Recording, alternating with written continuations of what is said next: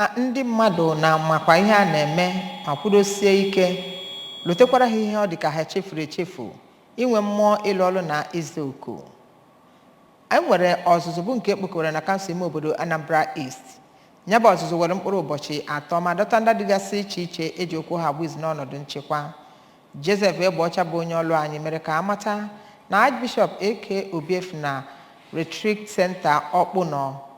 bụ ebe a nọ wee nwee nyabụ ọzụzụ nke nwere kọmiti na-ahụ maka mmụta nakwa ọtụtụ ihe dịgasị iche iche. Isiokwu bụ ịfụ na ewuniri Anambra East na ọchịchị ha mma ma guzobekwa ụfọdụ ndị mmadụ dịgasị iche iche. Ka anyị wetara ego ozi site na studio anyị.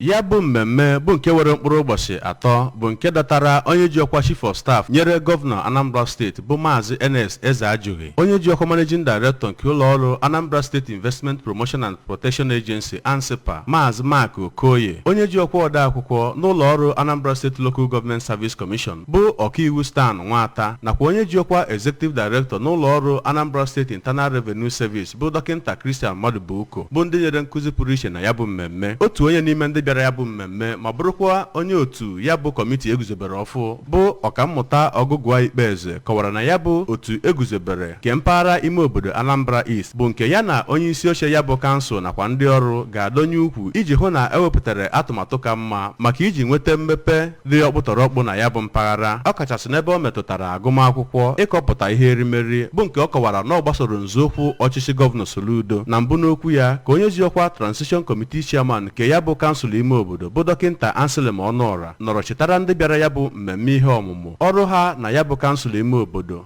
bụ nke ọ kọwara na ọ bụ iji mejupụta ebumnuche Gọvanọ Chukwuma Soludo nwere iji hụ na Anambra Steeti bụ obodo na-eme nke ọma. Ọ kọwakwara na ya bụ otu eguzobere ọfụ maka mmepe agụmakwụkwọ bụ nke ga-enye aka hụ na ewepụtara ụzọ kacha mma iji nweta mmepe kpụ ọkụ na ya bụ mpaghara. Na ntụnye nke ha ka otu onye n'ụlọ ọrụ Anambra State Local Government Service Commission bụ Barrister Antonia Tabansi Okoye nakwa onye na-ahụ maka mgbasa ozi na Mahadum Chukwuemeka Odumegwuchukwu nke dị n'Ịgbariam bụ Dọkịnta Harrison Madubueze nọrọ gwa ndị bịara ya bụ mmemme ihe ọmụmụ ka ha tinye ihe niile ha mụtara n'ọrụ iji hụ na a kwalitere ọrụ a na-arụ na kansụl ime obodo Anambra East. Site n'Ọka, abụ m Joseph Egbeọcha maka akụkọ ụwa ABS.